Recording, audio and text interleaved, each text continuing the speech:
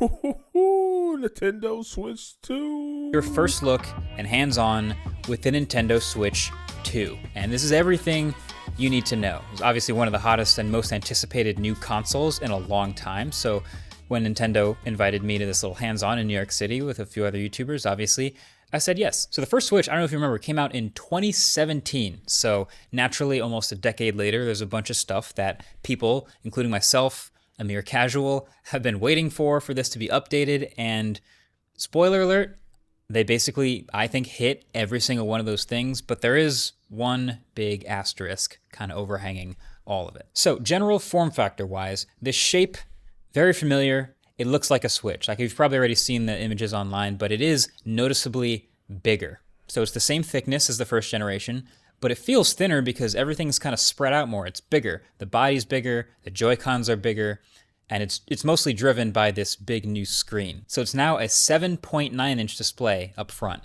up from 6.2.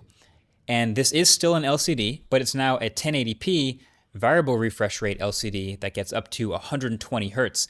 And it just looks so much better than the original Switch. It looks plenty bright to me, too. It supports HDR as well. Notably, it's not an OLED, though. It looks more firmer than the original. Like, it looks tougher. So it doesn't have the perfectly inky blacks or the battery life advantages that come with an OLED. I do kind of think that we're eventually also going to see a Switch 2 OLED. I think that makes sense. It'll probably be in a few years. There's probably also going to be a Switch 2 Lite in a few years as well. Doesn't mean you have to wait for those. It's just something to keep in mind in the back of your head. But yeah, I'm definitely loving the variable refresh rate up to 120 hertz. Every game they're showing here takes advantage of it. You know how iPhone defenders always love to say, oh, people can't tell the difference between 60 and 120 hertz. It's no big deal. But, high refresh rate and gaming go hand in hand. So I think a lot of people will appreciate the smoother games and potentially also the smoother UI that comes with it. So the screen is the biggest improvement. Now, there are some other, nice quality of life improvements here, like the full width kickstand that lets you prop it up at a pretty wide variety of angles, including almost all the way down, similar to the Switch OLED. But they added another port up to the top as well. And that makes it easier to charge while the console's kind of sitting on a table or something, since that was a pain before. And it's also perfect for the additional... Oh, that is a big upgrade because there's nothing to hold it. Like, naturally, you got to probably buy something. This one comes built in. That is something. I guess they was listening to the consumers probably complaining about it, and they fixed it. USB Type-C accessories, which I'll get to in a second. And then it slide off a table. You put it on the table, and the cord going down. Now this whole shit just slide down. Boom, boom, boom. This way, it'll stay up. But I think the other obvious biggest upgrade is the new Joy-Cons. So many things are better about these new Joy-Cons. They look heavy duty. First of all, they are bigger, like everything else, which ergonomically is very welcome. The left and right sticks are larger too. There's a new C button down here for game chat, which I will also get to in a second. And then they connect to the main console with magnets in a really satisfying way. They basically just slap right onto the side and line up automatically. No slide necessary. Love it. Oh, yeah. Oh, man, that's a big improvement. For you Nintendo lovers, you got to slide in. Sometimes it don't slide right, or you got to take it off again, and this way it just slap on. Oh, that's a big, all right. Good magnet. You get them off by holding this release button here, which is literally just a lever that pushes the Joy-Con off the side of the Switch. And I think it's really nicely calibrated. If you just touch the release button but don't pull, the Joy-Con actually pushes off but then snaps right back on because the magnet is so strong. But if you release and pull, then it just pops off really easily, and then you can snap it back on whenever you want with a nice click. Now, the neat thing is, most of the Joy-Con is still made of plastic to be lightweight, but at the top here, these SR and SL buttons, first of all, they are way bigger than last gen, but they're also actually made of the metal that the magnets in the console are attracted to. They're steel buttons. So that's why the connection between the Joy-Cons and the Switch are so strong. It's that metal right there. Better grip. Because right now, I feel like you almost like trying to like hit it at the top when you're playing. Almost like the reset button is, like on the back of the PS5. You got to get something to stick into the reset button. That's how the first Nintendo Switch felt. They are little. So them being metal, I can see playing Mario Party and shit like that'll really help. Yeah, yeah. My only worry here is actually just durability. So you can see when you pull that Joy-Con off, you can see these pins on the Switch, and I kind of wonder how many little kids are going to bend those pins. Like, there is a tiny bit of wiggle actually built in to hopefully make it not snap too easily, but yeah, there's no way to tell until they start shipping these to real people and we start seeing the stories rolling in, but I'm going to keep an eye on that. Oh, and there's also... I could see that. He could keep doing it. I just keep snapping it, do a test, and see how many times it take you till you snap that thing, or if it catch enough, or it might be built that as soon as that thing turn enough, it just come off instead of snapping it. Stronger feeling haptics. They're called HD Rumble 2. The Rumble Pack is directly attached to the plastic in the back of the Joy-Cons. They feel nice and strong, a little bit more precise too. So that's really nice. And then lastly, each Joy-Con can also be used as a mouse in supporting games. I did not see this one coming. It's kind of interesting idea, but basically there's a small optical sensor on the side of the Joy-Con. So if you turn that Joy-Con horizontally and place that sensor down on a table, you can move it around like a mouse, even rotate it, and that acts as yet another input method that apparently certain games will work pretty well with. I was doing this demo of a wheelchair basketball game, and so it ended up being pretty intuitive. You kind of hold the triggers and push forward, and you would move forward in the game. Never would have thought it would work so well, but there's a good amount of sensitivity. Apparently you can do this while swiping forward on your jeans and your lap too if you wanted to. Other surfaces should work as well. In the Nintendo Direct live stream, they also showed this other golf game where you move the putter around and rotate it and then make a stroke using the mouse motion, all on a table like a mouse. So yeah, I guess that makes sense. We'll see what other games end up using. Damn, humans are just so... it's crazy, our minds. This control. Now, we didn't get a whole lot of other specifics like the chip it's running or even how much RAM it has, which admittedly, a lot of Switch buyers just don't care about. But one big spec that they did improve is they've gone from 32 gigs of storage on the original Switch to 256 gigs of storage. And the storage is faster. So I definitely appreciate this. You can see my Switch home screen behind me. I could only fit 3 games on my Switch because one of them was Rocket League and it was like 17 gigs. But I also think this will directly relate to how much larger Switch 2 games will probably be. So 256 gigs will feel in line with the larger file sizes, bigger textures, higher resolution and all that. Switch 2 games will probably also be bigger too. So thankfully there is still micro SD card support. It lives right here under the hinge again, and you'll specifically have to get a microSD express card to play games off it on the Switch 2. But I think generally they'll be pretty easy to find. I already saw Lexar is going to be making a 1 terabyte microSD card just for the Switch 2, so that's awesome. Now the Switch isn't a Switch without the dock, and the new dock supports 4K resolution out to a TV. Love to see that. There's actually also a fan in the Switch 2 dock that turns on while it's docked. So while it's cranking out that extra resolution, it doesn't get too hot. But from there, I feel like all of the new software features have a bit of a theme. This Switch 2 feels like a much more social console. Like I think Nintendo saw a ton of success with the original Switch and started thinking about more ways to make it a better experience, because now there are going to be groups of people where several of them have a Switch. So when you hit that new C button on the Joy-Con, it brings up this new menu called Game Chat.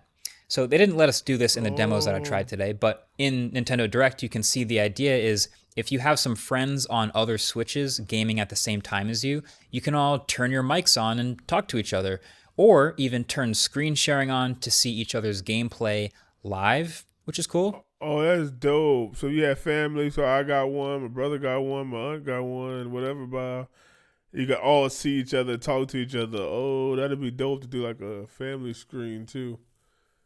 And kind of look at everybody's different games for a little bit.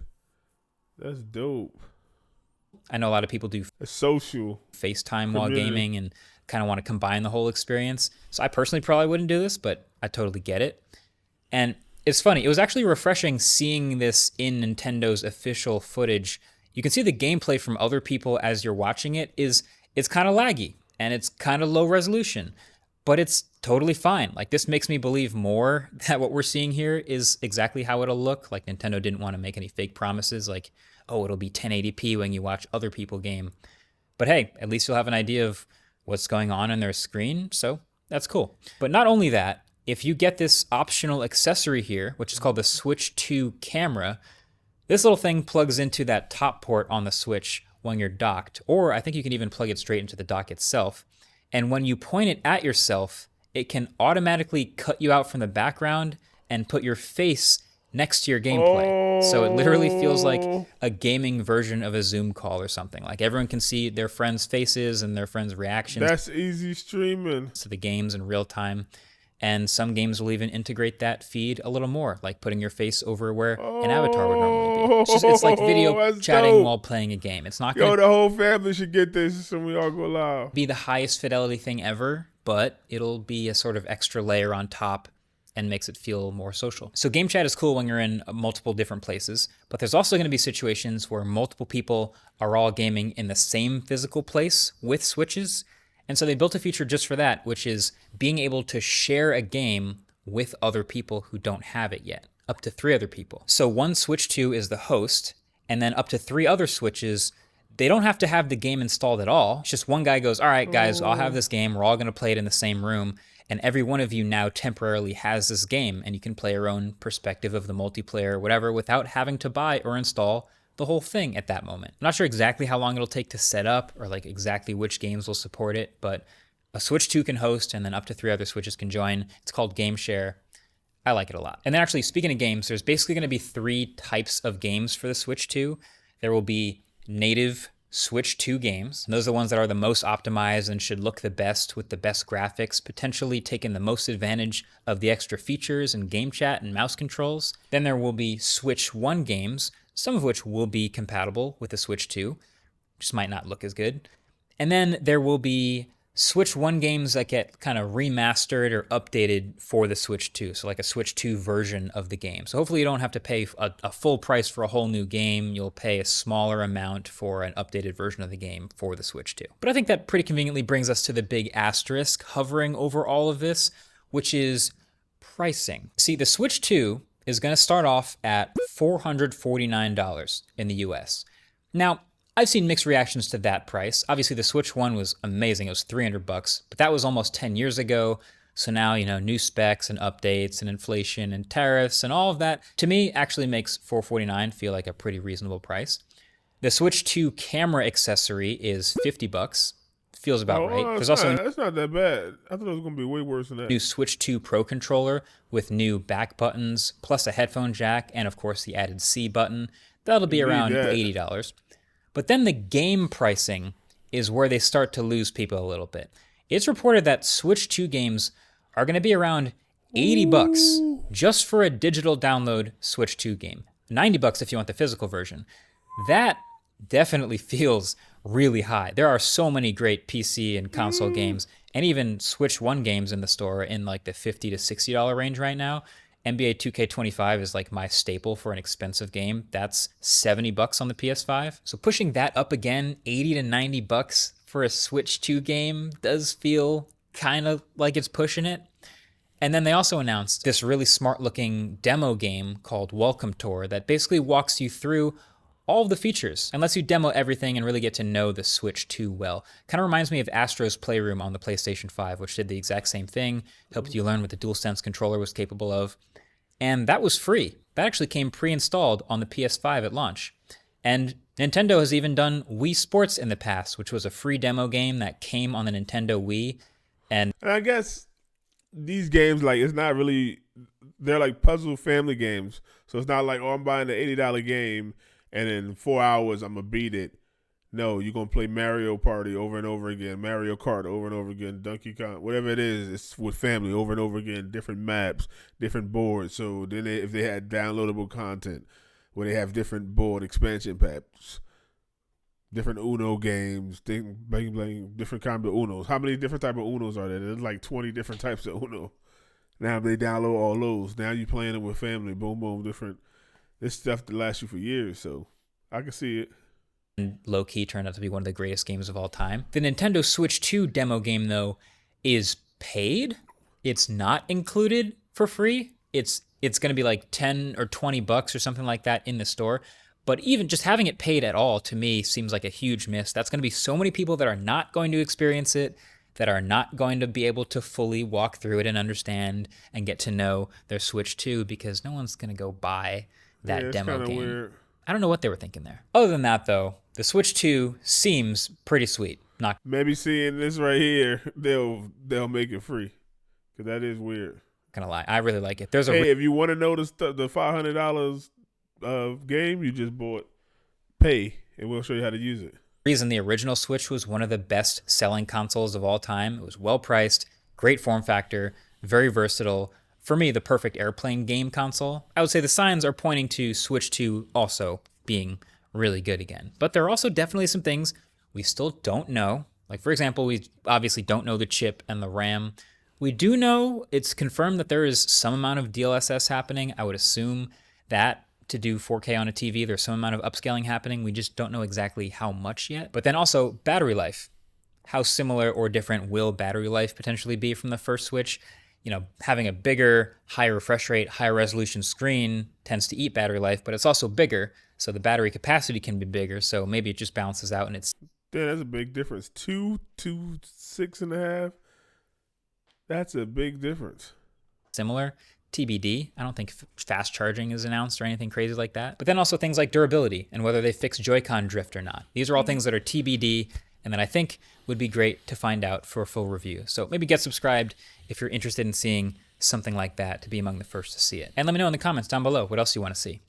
Now, if you're one of those people who's just going to pre-order no matter what, then I highly recommend checking out the Kill Switch from channel sponsor Dbrand. See, originally the Kill Switch line was developed for the Steam Deck, and that ended up being one of the best possible Steam Deck cases. So now they're taking this same formula and making it for the Switch 2, plus some cool extras. So there's a travel cover. So just like the Steam Deck version, it will be super protective, so you can toss it in a bag or wherever else you want. But then for the Switch 2, they added a game card holder, so you can hold up to 10 games with you, and you can even see them through the frosted finish. They've also added some ergonomic hand grips, and unlike other Switch cases, they also detach with the Joy-Cons. But the whole point of the Switch 2 is that when you take it with you on the go, you can dock it when you get home, right?